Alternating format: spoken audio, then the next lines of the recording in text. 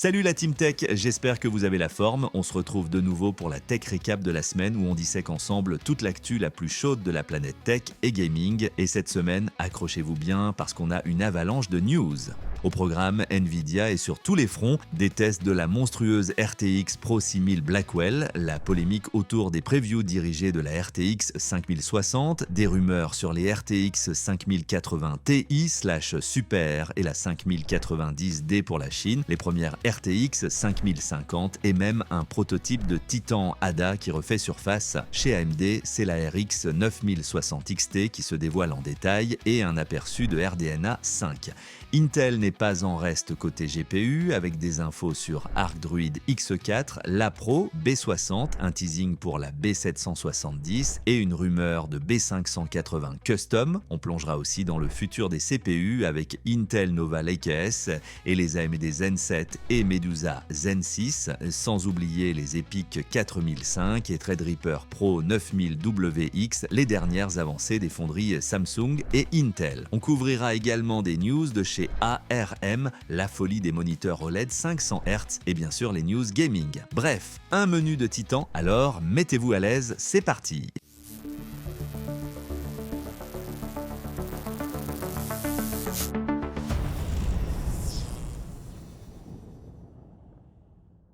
Avant de plonger tête la première dans ce maelstrom d'infos, faites-moi plaisir, explosez-moi ce bouton like, partagez la vidéo à tous vos potes geeks et surtout, si ce n'est pas encore fait, abonnez-vous et activez la petite cloche pour être sûr de ne rien rater. C'est gratuit, ça soutient la chaîne et ça vous garantit votre dose d'actu tech chaque semaine. Bon, on démarre tranquillement avec les cadeaux parce qu'on aime ça. Sur l'Epic Games Store récemment, on pouvait choper Dead Island 2. Si vous kiffez l'ambiance de Los Angeles infestée de zombies et que vous rêvez d'être le héros immunisé qui va découvrir la vérité, c'était le jeu parfait. De l'action, de l'horreur, jouable en solo ou en coop, de quoi se défouler après une longue semaine. Et pour ceux qui préfèrent les ambiances plus psychédéliques et angoissantes, il y a Happy Game, un titre où l'on aide un enfant à s'échapper d'un cauchemar rempli d'énigmes tordues et de créatures étranges. Une expérience visuelle et sonore unique, j'espère que vous avez pu en profiter. Si ce n'est pas encore fait, foncez checker les stores, il y a souvent des pépites gratuites, mais dépêchez-vous car la promo se termine le 22 mai 2025 à 18h. Des jeux gratuits, on passe à un titre très attendu qui fait son arrivée sur PC avec une panoplie de nouvelles fonctionnalités. Excellente nouvelle pour la communauté PC, Stellar Blade, le jeu d'action qui a fait sensation sur PS5, débarque sur nos machines le 11 juin. Et Shift Up, les développeurs n'ont pas lésiné sur les moyens pour cette version. Le CTO, Donkey Lee, a détaillé un joli programme, support du Nvidia DLSS 4 avec Frame Generation du DLEA pour une image plus nette et de Nvidia Reflex pour une latence réduite. Les possesseurs de cartes AMD ne sont pas en reste avec l'intégration du FSR 3. Et bien sûr, le framerate sera débloqué pour pousser nos configs à fond. Le jeu supportera les résolutions Ultra Wide 21/9 et Super Ultra Wide 32/9 ainsi que des textures haute résolution pour en prendre plein la vue. La manette DualSense sera pleinement gérée avec ses retours haptiques et gâchettes adaptatives, mais la personnalisation des touches pour clavier souris et autres manettes sera aussi de la partie. En plus de ça, du contenu additionnel arrive, un nouveau défi de boss, 25 nouvelles Nano Suites et une tenue Crimson Wing offerte. Franchement, ça semble être du très bon. Passons maintenant à un écosystème logiciel qui prend de l'ampleur chez Valve. Valve continue de pousser son système d'exploitation basé sur Linux SteamOS. Ils introduisent un nouveau système de notation de compatibilité SteamOS compatible qui ne se limitera plus uniquement au Steam Deck mais s'appliquera à tous les appareils tournant sous SteamOS. C'est une excellente nouvelle, surtout avec l'arrivée prochaine du Lenovo Legion Go S qui utilisera cet OS pour obtenir le précieux badge SteamOS compatible. Un jeu et tous ses composants, launcher, anti-cheat, etc. devront être intégralement supportés. Dans le cas contraire, il sera marqué SteamOS Unsupported. Valve précise que c'est une première étape axée sur la compatibilité de base. Les benchmarks de performance et les tests d'input viendront plus tard compte tenu de la diversité matérielle. Plus de 18 000 titres devraient être compatibles d'emblée. Valve a clairement l'ambition de faire de SteamOS un concurrent sérieux à Windows pour le jeu sur PC et console portable. Une petite nouvelle rassurante du côté de Valve avant de replonger dans les spécificités matérielles. La semaine dernière, on disséquait le SoC et les débats autour du prix de la Nintendo Switch 2. Cette semaine, c'est une avalanche de détails techniques qui a déferlé, notamment grâce à Digital Foundry confirmant de nombreux éléments en vue de la sortie prévue le 5 juin. Les fréquences annoncées retiennent l'attention. CPU, environ 998 MHz en mode docké et surprise légèrement plus en mode portable avec 1101 MHz. Le maximum théorique atteindrait 1,7 GHz GPU jusqu'à 1007 MHz en mode docké, environ 3,07 teraflops contre 560 et 1 MHz en mode portable, 1,71 teraflops. Le plafond théorique serait de 1,4 GHz.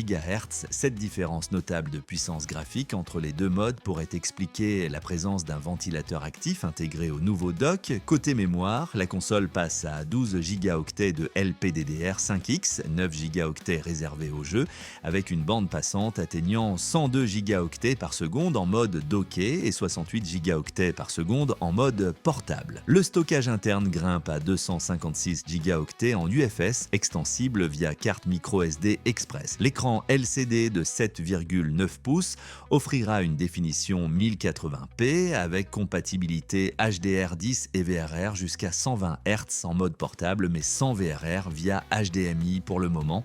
Un moteur de décompression dédié est également de la partie. Clairement, il s'agit d'une évolution marquante même si la baisse de performance en mobilité reste sensible. La concurrence sera rude notamment face à la future ROG Ally 2. Pour les joueurs qui ne comptent pas et qui résident au Moyen-Orient, Asus a sorti une carte graphique absolument unique. La ROG Astral RTX 5090 Dahab Edition. Dahab signifie or en arabe et ce n'est pas pour rien. Cette carte est plaquée avec 6,5 g d'or pur, 24 carats. La valeur de l'or seul est estimée à environ 700 $. Forcément, le prix de la carte s'envole, oscillant entre 6 700 $ et 10 600 $ selon les pays. Il semblerait qu'une version RTX 5080 soit également dans les cartons. D'un extrême à l'autre, passons à des boîtiers PC plus abordables et au design original. Pour les passionnés de montage PC compact SFF et ceux qui aiment exposer leurs composants, la marque taïwanaise Geek lance la série de boîtiers ouverts Rhino. On a le Rhino M pour les cartes mères micro ATX et le Rhino S pour le mini ITX. Le design est incliné avec des panneaux en acrylique et une structure en aluminium. L'avantage de ce type de boîtier, c'est la compatibilité maximale avec les ventirades et les cartes graphiques de toute taille, ainsi qu'une grande liberté pour les systèmes de water cooling. Le Rhino M est proposé à 49,90 $. Attention, ils sont livrés en kit à assembler soi-même. Des boîtiers au look vraiment sympa et à un prix attractif pour ceux qui veulent un PC qui sort de l'ordinaire et qui n'ont pas peur de mettre la main à la pâte pour le montage. Restons dans le domaine des PC, mais cette fois-ci portable, avec le retour d'une gamme iconique chez Alienware. Alienware fait renaître sa gamme Aurora, mais cette fois sous forme d'ordinateur portable. Deux modèles sont annoncés, l'Aurora 16, positionné comme le modèle d'entrée, et l'Aurora 16 X, plus équipé. Ils arborent le nouveau langage de design W30, inspiré par des phénomènes extraterrestres, avec une finition interstellare indigo. Le système de refroidissement Cryo Chamber a été repensé pour offrir un profil plus fin en éliminant la thermal shelf arrière. On trouve un écran 16 pouces Quad HD+, allant jusqu'à 240 Hz avec G-Sync. Une fonctionnalité intéressante est le mode Stealth, activable par la touche F7 qui bascule l'éclairage du clavier en blanc et le mode de performance en silencieux, idéal pour les environnements discrets. Sous le capot, on pourra avoir jusqu'au GPU Nvidia GeForce RTX série 50 laptop et des processeurs Intel. Le prix de départ est de 1149 $ américains avec une disponibilité qui a commencé le 8 mai 2025 en Amérique du Nord. Après les annonces côté PC portable, intéressons-nous à présent au moniteur gaming avec une nouveauté signée Asus. Asus frappe fort sur le marché des moniteurs gaming avec les ROG Strix OLED XG 32 UCW MG et XG 32 UCW-G. Ce sont les premiers moniteurs gaming 4K OLED de 32 pouces au monde à intégrer un film True Black Glossy. Ce revêtement anti-reflet spécifique est conçu pour maintenir des noirs profonds et réduire les reflets ambiants sans compromettre la clarté de l'image, même dans des conditions de forte luminosité. Les caractéristiques sont au top, un taux de rafraîchissement allant jusqu'à 240 Hz et un temps de réponse de 0,03 millisecondes. Une fonction Dual Mode permet de basculer en Full HD à 480 Hz pour le XG32 UCWMG ou Full HD à 330 Hz pour le XG32 UCWG. Idéal pour l'e-sport, la suite OLED Care Pro avec capteur de proximité est là pour minimiser les risques de burn-in et les moniteurs bénéficient d'une garantie de 3 ans. Le pied a également été revu pour être ultra compact. Asus s'attaque à un vrai problème des dalles brillantes avec ce film True Black Glossy. Si cela tient ses promesses, cela pourrait bien être une petite révolution pour les amateurs d'OLED. La concurrence ne se fait pas attendre avec Samsung qui dégaine un moniteur OLED à la fréquence record. Samsung répond immédiatement à la concurrence en annonçant l'Odyssey OLED G6, un moniteur gaming de 27 pouces QHD 2560 par 1440 qui est tout simplement le premier au monde à atteindre une fréquence de rafraîchissement de 500 Hz sur une dalle QD OLED. Le temps de réponse est annoncé à 0,03 millisecondes GTG. Il est certifié VESA Display HDR True Black 500, compatible NVIDIA G-Sync et AMD FreeSync Premium Pro. Samsung intègre sa technologie Glare Free pour minimiser les reflets, ainsi qu'OLED Safeguard Plus pour prévenir le burn-in. La dalle est également Pantone Validated, garantissant une grande justesse des couleurs. Ce monstre sera d'abord disponible en Asie du Sud-Est, puis son lancement sera étendu mondialement. Un prix de 1488 $ a été évoqué. Si Samsung a effectivement été le premier à dégainer un moniteur OLED à 500 Hz, il faut savoir que la concurrence n'est pas en reste. Acer notamment aurait également des modèles aux spécifications très proches dans leur carton, une véritable course aux Hertz qui s'annonce. Quittons les écrans pour nous intéresser à la mémoire vive avec la nouvelle RAM HBM4. Lors du récent AI Semiconductor Forum à Séoul, Samsung Electronics a fait une annonce importante. Ils vont adopter la technologie d'hybrid bonding pour leur future puce mémoire HBM4. L'objectif est double, réduire la résistance thermique et permettre une interface mémoire ultra large. Ce sont des qualités essentielles alors que l'intelligence artificielle et le calcul haute performance demandent toujours plus de bandes passantes et d'efficacité.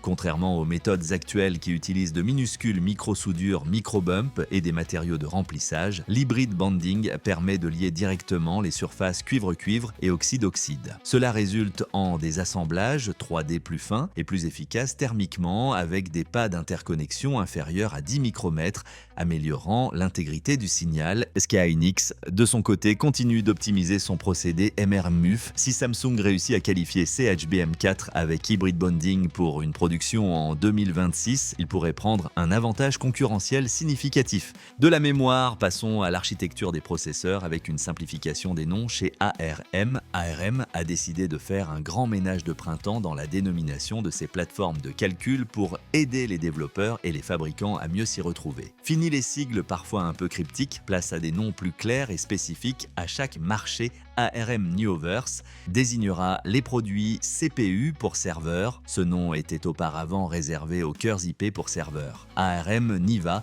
sera la marque pour les PC. ARM Lumex ciblera la performance mobile pour smartphones et tablettes. ARM Zena concernera les applications automobiles qui exigent à la fois certification de sécurité et grande capacité de calcul. ARM Orbis couvrira l'IoT et les appareils embarqués, offrant une plateforme IA optimisée pour le Edge. En complément, ARM revoit son système de numérotation des cœurs IP pour s'aligner sur les générations avec des labels comme Ultra, Premium, Pro, Nano et Pico pour indiquer les niveaux de performance et de consommation. Les GPU Mali conserveront leur nom mais seront explicitement présentés comme des composants de ces plateformes. Et en parlant d'ARM, une rumeur intéressante lie AMD à Microsoft pour de futurs appareils Surface. La semaine dernière, on évoquait dans nos colonnes de mystérieuses nouvelles brevets de processeurs Ryzen semaine chez AMD, parmi lesquelles une catégorie au nom de code intrigant, Soundwave. Cette semaine, le leaker Kepler L2 a ravivé la flamme en suggérant que ces puces mobiles pourraient bien trouver leur place au sein d'une future gamme de produits de Microsoft Surface potentiellement à l'horizon 2026. Alors qu'AMD est un acteur majeur et bien établi dans le monde x86, cette diversification vers l'architecture ARM x64 pour des appareils comme les Surface marquerait un tournant stratégique. Surtout que l'initiative Windows en ARM, WOAE, menée avec Qualcomm et ses puces Snapdragon X, a reçu un accueil mitigé, notamment en raison de problèmes de compatibilité logicielle. On a également entendu parler de Nvidia, qui testerait ses propres puces ARM N1 sur Windows. L'arrivée d'AMD avec Soundwave pourrait sérieusement rebattre les cartes. Restons dans le monde des processeurs, mais avec une alerte sécurité cette fois, qui concerne Intel. Des chercheurs du groupe ComSec de l'École Polytechnique Fédérale de Zurich ont identifié une nouvelle classe de vulnérabilité, baptisée BPRC pour Branch Predictor Race Conditions. Ce problème affecte tous les processeurs Intel qui utilisent des technologies de prédiction spéculative. Concrètement, les chercheurs ont trouvé un moyen de lire l'intégralité de la mémoire cache et de la mémoire vive d'un autre utilisateur partageant le même CPU. La faille réside dans la gestion des permissions lors du passage entre les calculs prédictifs de deux utilisateurs ayant des droits différents. Pendant une très courte période de quelques nanosecondes, il est possible de créer une ambiguïté et d'attribuer incorrectement les privilèges, ce qui permet à un attaquant de lire un octet d'informations. En répétant cette attaque très rapidement, plus de 5000 octets par seconde, il devient possible de récupérer l'ensemble du contenu de la mémoire. C'est particulièrement préoccupant pour les environnements cloud. Intel a publié un avis de sécurité CVE 2024-45332 et a indiqué renforcer ses mesures d'atténuation pour Spectre version 2. Toujours chez Intel, mais une nouvelle plus positive pour ceux qui envisagent de monter une nouvelle configuration PC. Intel Core Ultracept 265K, un bundle attractif à $299 avec RAM et jeux. Vous vous souvenez, la semaine dernière, on avait parlé de la baisse de prix de $100 sur certains processeurs. Core Ultracept 200S Arrow Lake S d'Intel, eh bien l'offre devient encore plus intéressante. Le Core Ultracept 265K, un CPU à 20 cœurs, est non seulement passé à $299, mais le revendeur Newegg aux États-Unis le propose désormais en bundle avec un kit de 32 Go à octet 2x16 Go de RAM DDR5 6000 G-Skill Ripjaws M 5 RGB d'une valeur d'environ $98 et le Spring Bundle d'Intel qui inclut des jeux comme Civilization 8 et Dying Light The Beast. Cela ramène le coût effectif du processeur à environ $200, ce qui en fait une excellente affaire. Même si la RAM à 6000 mégatransferts par seconde n'est pas la plus rapide du marché, c'est un excellent point de départ pour une nouvelle configuration. Intel cherche clairement à rendre sa plateforme LGA 1851 plus compétitive. On croise les doigts pour que ce genre de pack avantageux traverse l'Atlantique et arrive aussi en Europe. On reste chez les bleus avec des perspectives pour le futur très haut de gamme dans le domaine du gaming. La semaine dernière, nous avions survolé la feuille de route d'Intel. Cette semaine, des rumeurs plus précises ont émergé concernant Nova Lake S, la future architecture de processeur de bureau d'Intel, attendue pour 2026. Elle nécessitera un nouveau socket et devrait se positionner face aux puces Zen 6 d'AMD. La grande nouvelle, selon une fuite relayée par plusieurs sources dont un article francophone, c'est que Intel pourrait enfin intégrer du cache vertical à la manière des processeurs X3D d'AMD. Nova Lake S, qui serait gravé en utilisant le procédé 18A d'Intel et la technologie d'empilement Foveros, pourrait se décliner en deux gammes. Une version classique et une autre dotée d'une tuile de cache L3 supplémentaire spécifiquement optimisée pour le jeu. Des rumeurs évoquent un Core i9 Ultra 400S avec jusqu'à 56 cœurs, mais cela reste très spéculatif. L'arrivée de ces modèles à cache verticale ne se ferait pas avant la fin de 2026. Passons maintenant chez AMD avec des nouveautés pour les serveurs d'entrée de gamme. AMD a officiellement lancé sa nouvelle série de processeurs EPYC 4005 Grado, conçus pour les petites et moyennes entreprises ainsi que pour les hébergeurs de services informatiques. Ces puces utilisent l'architecture Zen 5 et sont compatibles avec le socket AM5, le même que celui utilisé pour les processeurs EPYC 4004. La gamme s'étend du EPYC 4245P, 6 cœurs 12 threads proposé à $239, cœurs jusqu'au EPYC 4565P, 16 cœurs, 32 threads à $589. Une version particulièrement intéressante est l'EPYC 4585PX qui embarque 128 mégaoctets de cache L, 3V cache, 16 cœurs et 32 threads, 170 watts TDP pour $699. Ces processeurs visent à offrir un excellent équilibre entre performance, fiabilité et efficacité énergétique pour des applications d'entreprise, la virtualisation ou des services hébergés. AMD met en avant un rapport performance-prix très compétitif. De nombreux partenaires comme Altos, ASRock Rack, Gigabyte, Lenovo, OVH Cloud et Supermicro soutiennent déjà cette nouvelle offre. Toujours chez AMD, mais cette fois pour les stations de travail haut de gamme, une confirmation attendue se précise. On s'en doutait un peu après les fuites de la semaine précédente et cela semble se confirmer. Les processeurs Ryzen Threadripper Pro 9000WX Series, connus sous le nom de code Shimada Peak et basés sur l'architecture Zen 5, sont en approche. L'organisation SATA.io a publié une page dédiée à ces nouveaux processeurs. L'apparition sur ce type de site officiel est souvent un signe avant-coureur d'un lancement imminent. On s'attend à une annonce officielle lors du Computex, peut-être dès le 21 mai. Il est intéressant de noter que, pour l'instant, seule la version Pro est mentionnée dans cette certification. Il n'y a pas de trace d'une version HEDT non Pro pour les passionnés fortunés, du moins pour le moment. Les rumeurs évoquent 6 modèles allant de 12 à 96 cœurs avec un TDP de 350 watts et une compatibilité avec les cartes mères TRX 50 actuelles. On reste chez AMD avec les futurs APU, dont les configurations qui se précisent pour l'architecture Zen 6. Des fuites récentes, notamment relayées par les leakers HXL et Harukaze 5719, nous donnent un premier aperçu de ce que pourraient être les futurs APU Medusa Point d'AMD basés sur l'architecture Zen 6. Et la configuration est pour le moins intrigante.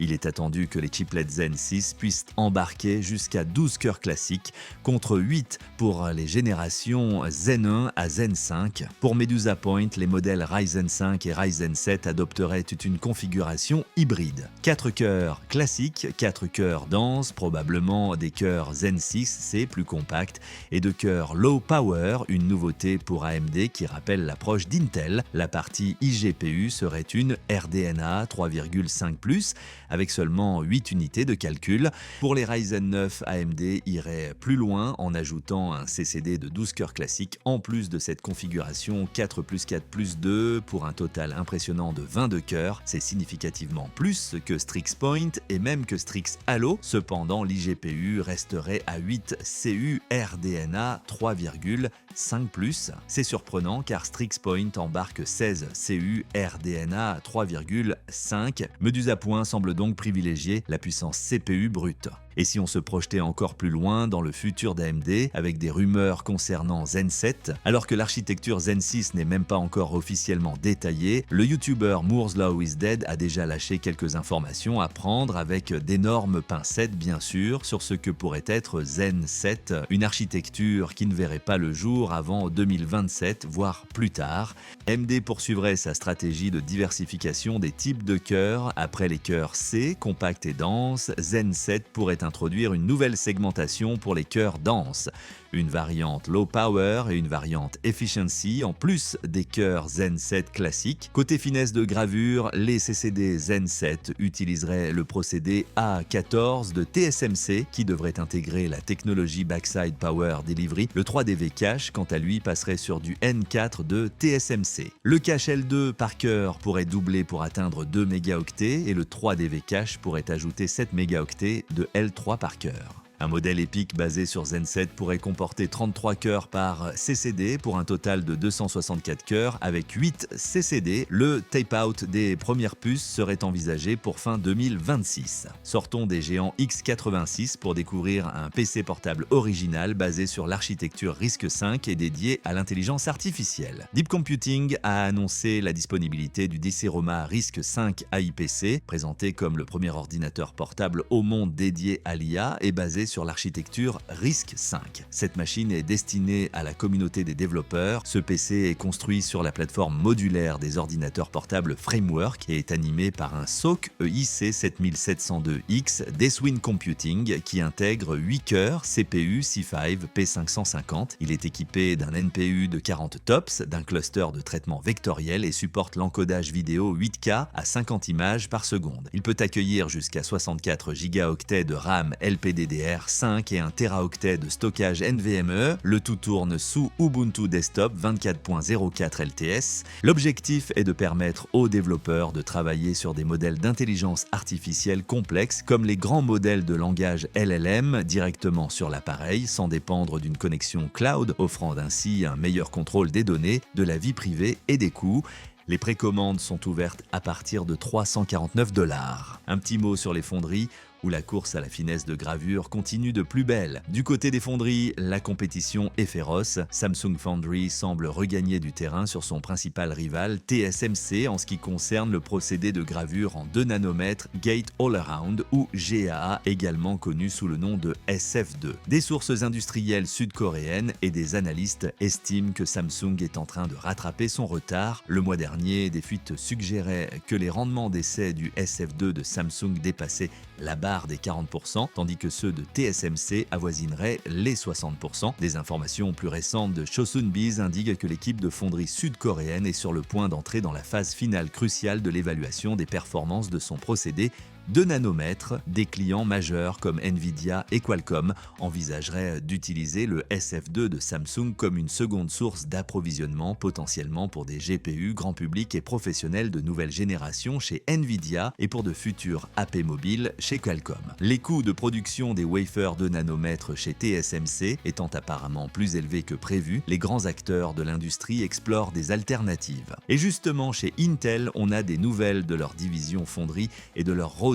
Intel a profité de la conférence JP Morgan Global Technology Media and Communications pour donner des nouvelles de sa division fonderie.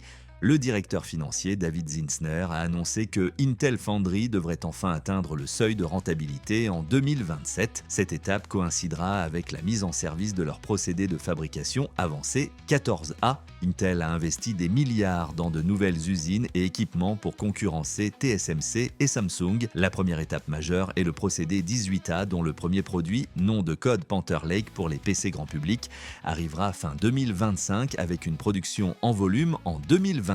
Le 18A sera également utilisé pour les prochains processeurs serveurs Xeon Clearwater Forest. Intel compte d'abord utiliser ses propres puces pour démontrer la maturité de la technologie avant d'attirer davantage de clients externes. L'utilisation de la lithographie EUV à haute ouverture numérique ou INA UUV pour le 14A augmentera les coûts d'équipement initiaux, mais Intel estime que l'amélioration de la densité des transistors et de l'efficacité énergétique compensera cet investissement. Chez Intel encore, mais du côté des GPU cette fois, avec des nouvelles sur le développement de la future génération. Alors que l'on attend toujours des nouvelles concrètes sur la génération Arc XE de Battlemage, des signes d'activité concernant la future architecture Arc XE4 Druid ont été découverts.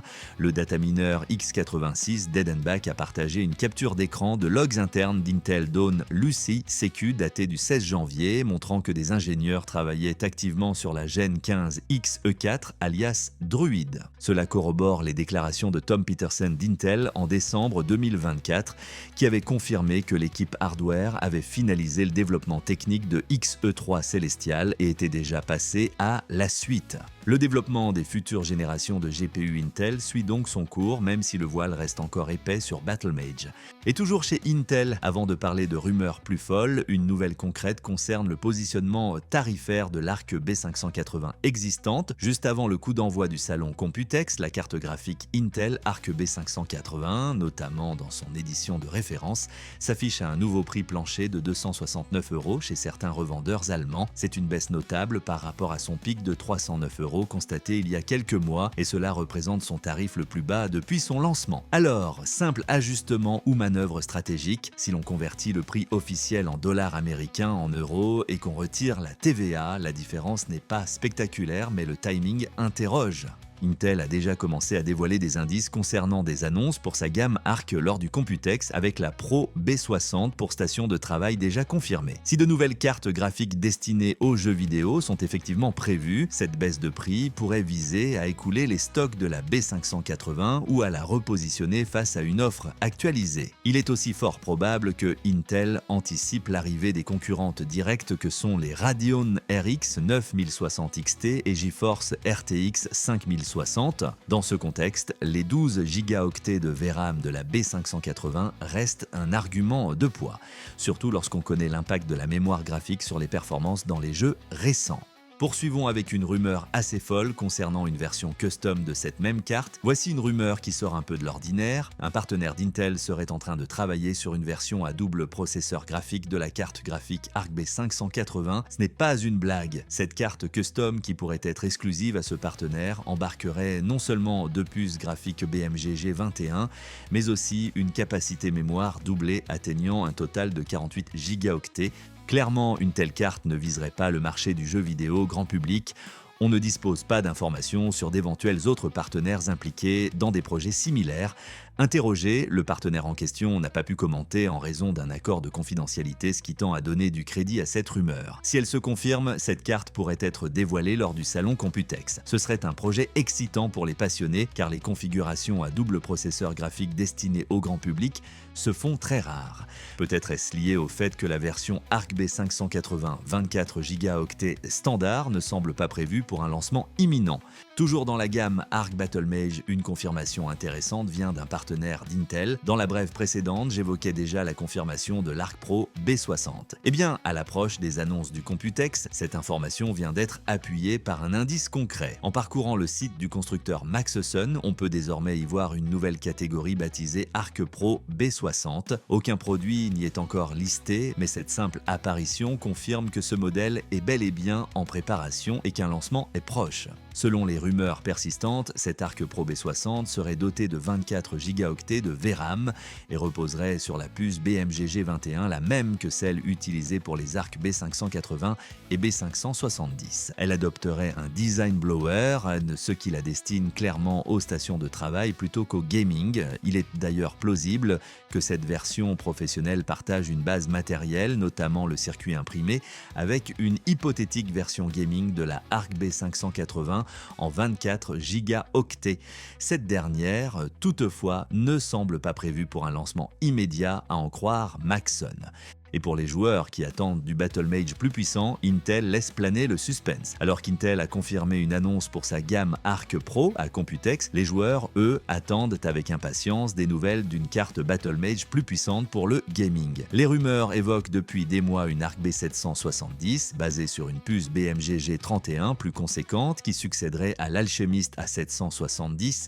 Face aux nombreuses interpellations d'utilisateurs sur les réseaux sociaux demandant des nouvelles de cette fameuse B770, Intel a commencé à répondre de manière énigmatique. Stay tuned, ce qui veut dire rester à l'écoute. S'agit-il d'une simple communication marketing ou d'un véritable teasing pour une annonce à Computex? Le timing serait parfait avec Nvidia qui lance sa RTX 5060 et AMD qui devrait annoncer la RX 9060 XT. Un concurrent abordable de plus sur ce segment serait le bienvenu.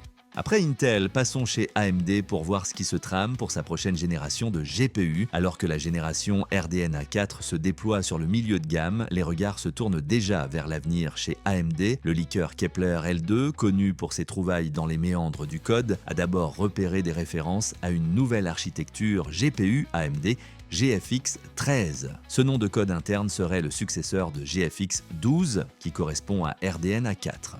On suppose que GFX 13 pourrait correspondre à l'architecture RDNA 5 ou UDNA, cette dernière étant l'architecture unifiée qu'AMD a annoncée pour fusionner ses lignées gaming RDNA et professionnelles CDNA.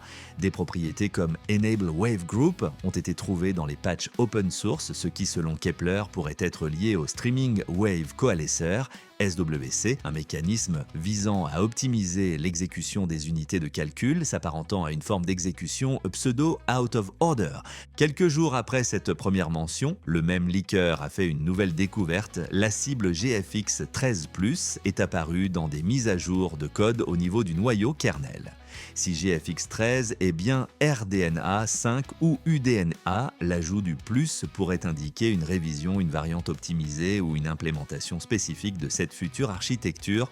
Bien qu'il soit encore très tôt pour des détails concrets, ces découvertes successives confirment que le développement de ce qui succédera à RDNA 4 est bien engagé chez AMD. On se souvient que des travaux similaires avaient permis de lier GFX 12 à RDNA 4 bien avant son annonce. Ces indices montrent qu'AMD travaille activement sur ses futures générations de processeurs graphiques, nourrissant l'espoir de voir le constructeur revenir en force sur le segment haut de gamme avec RDNA 5/UDNA. Revenons à des choses plus concrètes avec des fuites en cascade concernant la Radeon RX 9060 XT. La semaine dernière, on commençait à peine à entendre parler de cette carte. Cette semaine, c'est un véritable déluge d'informations qui a déferlé, nous donnant une image beaucoup plus claire de ce que nous réserve AMD pour le milieu de gamme RDNA 4. D'abord, les revendeurs ont été particulièrement généreux en fuite.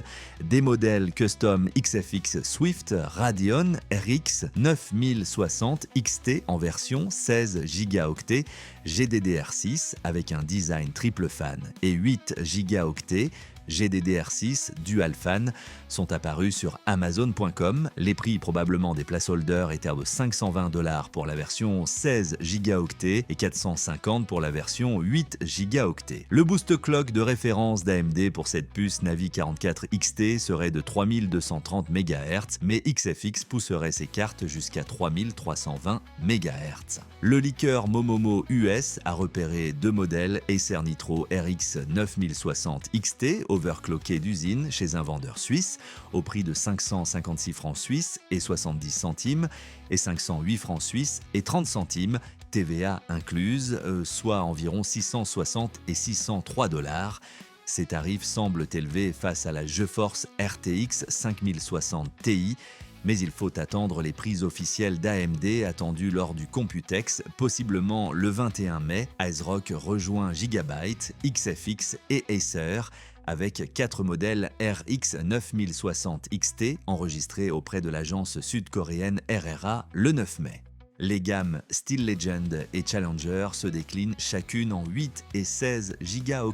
Cela confirme que la variante 8 Go, un temps incertaine, sera bien commercialisée. Un revendeur vietnamien en disposerait déjà. Côté technique, Momomo US mentionne des game clocks de 2,7 et 2,78 GHz, suggérant des fréquences supérieures à la RX 9070 non XT. La puce Navi 44 XT comprend 2048 stream processor et peut atteindre 3320 MHz en boost clock selon les modèles custom. Autre point notable, la carte utiliserait 16 lignes PCI Express 5.0 et pas 8 lignes PCI Express comme on le pensait initialement. Ce choix viserait à éviter des limitations sur les systèmes en PCIe 4.0, un souci déjà constaté sur la RTX 5060 Ti 8 Go. Elle embarquerait aussi 3 sorties vidéo. Enfin, AMD a teasé une RX 9000 au design inédit, double ventilateur, format double slot, un seul connecteur d'alimentation à 8 broches.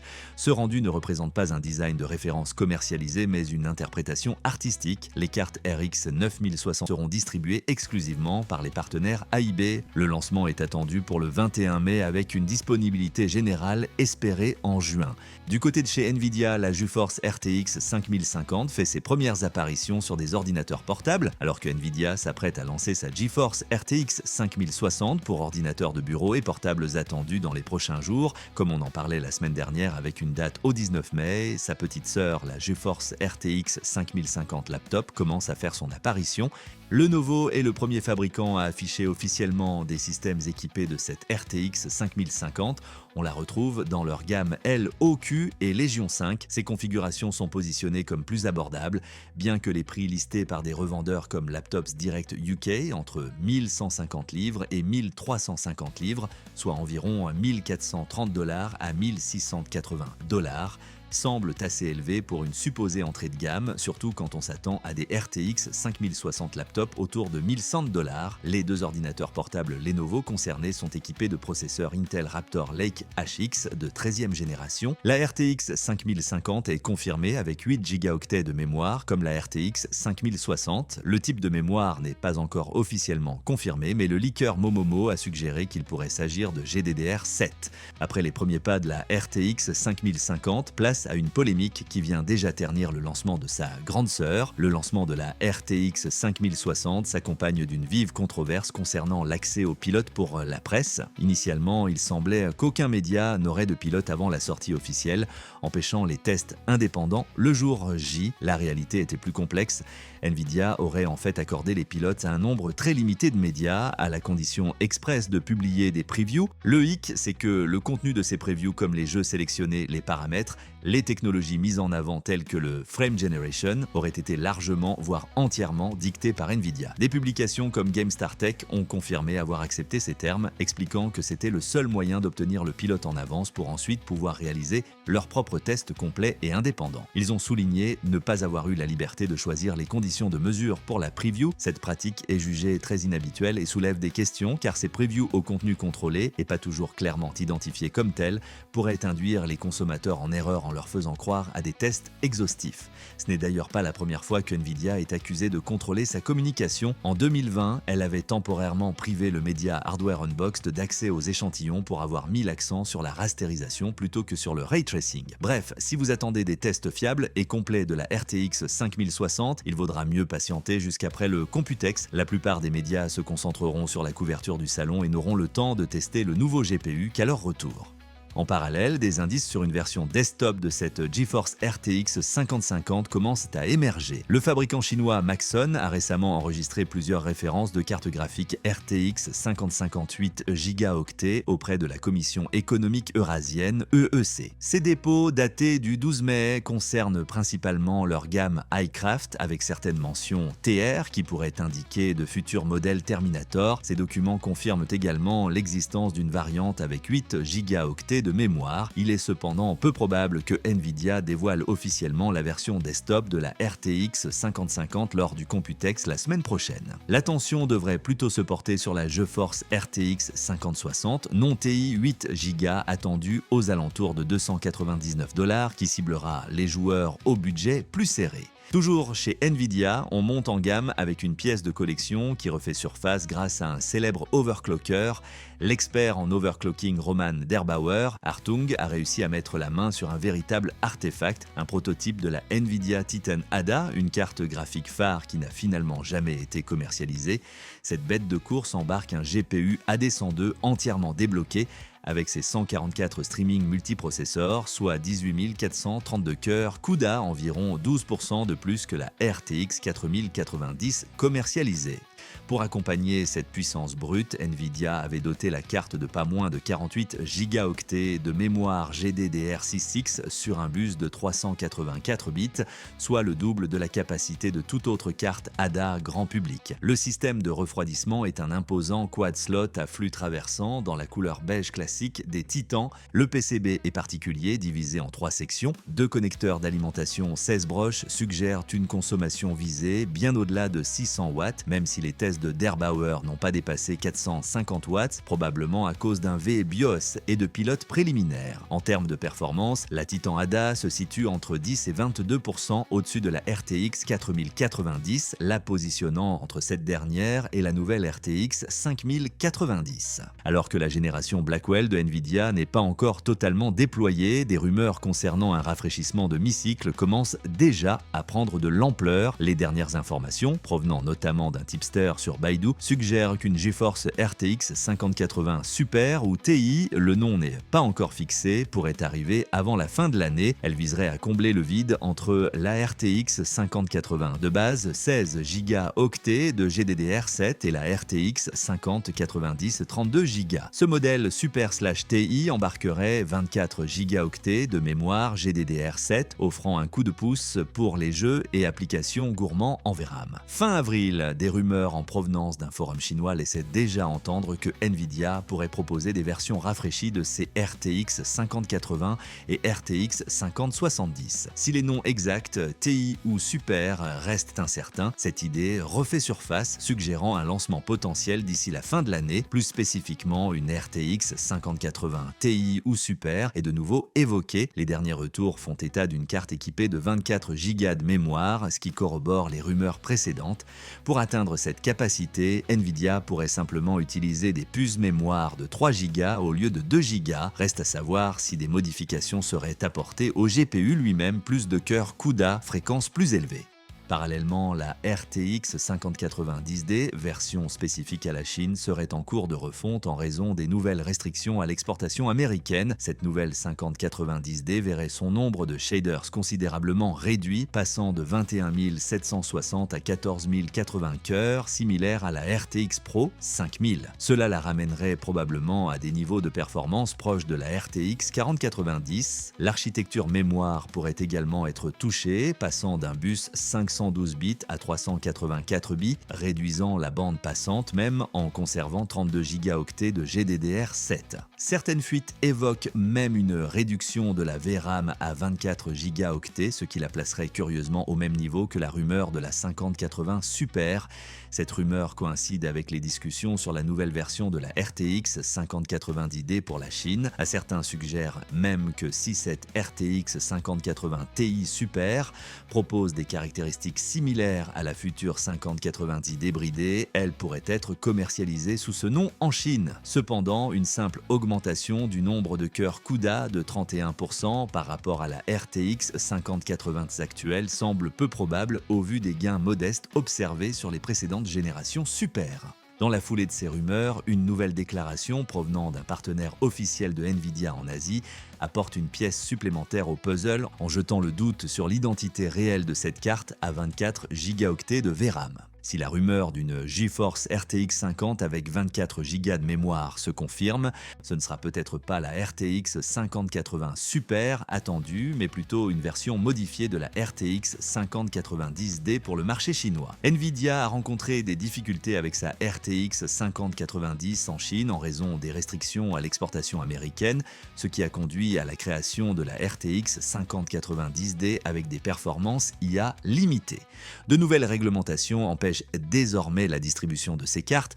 En conséquence, les ventes de la RTX 5090D ont cessé, les prix ont presque doublé et elle n'est disponible qu'à travers des PC préassemblés. Cependant, un commercial de Manly, un partenaire de Nvidia en Asie, a affirmé que Nvidia envisage de lancer une nouvelle RTX 5090D avec seulement 24 Go de mémoire. Ce modèle pourrait arriver vers juillet et serait vendu au même prix que la 5090D actuelle 32 Go, ce qui ne serait pas une très bonne affaire. Rien n'est confirmé par Nvidia et il est peu probable qu'une telle carte conserve le même nom si les spécifications changent autant. Passons aux performances réelles avec un test décevant pour la version portable de la RTX 5090. Un test comparatif approfondi de la GeForce RTX 5090 laptop a enfin été publié grâce au respecté testeur de PC portable Jarod Steck. Après une annonce au CES et des mois d'attente, ce test explique peut-être pourquoi Nvidia et ses partenaires ont été discrets. Jarod Steck a comparé deux ordinateurs portables XMG, le Neo 16 2025 avec un Core Ultra 9 275HX et une RTX 5090 laptop et le Neo 16 2024 avec un Core i9 14900HX et une RTX 4090 laptop. Malgré des spécifications sur le papier supérieures pour la RTX 5090, 8% de cœur CUDA en plus, 50% de VRAM en plus avec des modules de 3 gigaoctets de GDDR7 et 55% de bande passante mémoire en plus, les gains en jeu sont minimes, voire inexistants. Sur un panel de 24 jeux, la RTX 5090 s'est montrée en moyenne 0,3% plus lente que la RTX 4090 en 1080p, 0,6% plus rapide en 1440p et seulement 3,24% plus rapide en 4K. La limite de puissance maximale de la puce reste plafonnée à 175 watts avec Dynamic Boost, ce qui semble brider son potentiel. La RTX 5090 est cependant plus économe en énergie, ce qui se traduit par une meilleure autonomie sur batterie en jeu.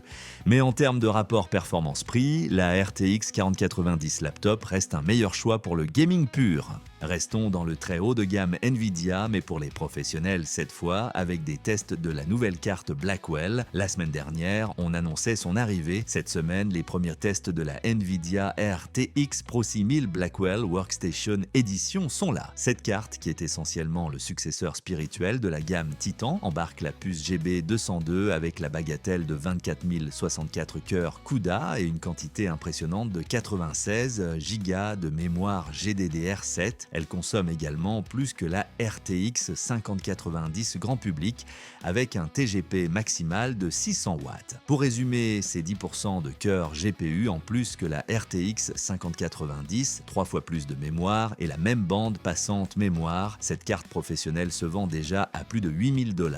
Un utilisateur de Reddit, Privatorboc, a pu en tester une. Nvidia semble offrir des subventions importantes aux développeurs IA, réduisant le coût. Selon ces tests, la RTX Pro 6000 Blackwell est environ 9 à 10% plus rapide que la RTX 5090 en configuration stock et environ 14% plus rapide en moyenne avec un overclocking modéré, une véritable bête de somme pour les LLM et les charges de travail professionnelles exigeantes. Le Media Level One Tech a également publié des tests plus poussés.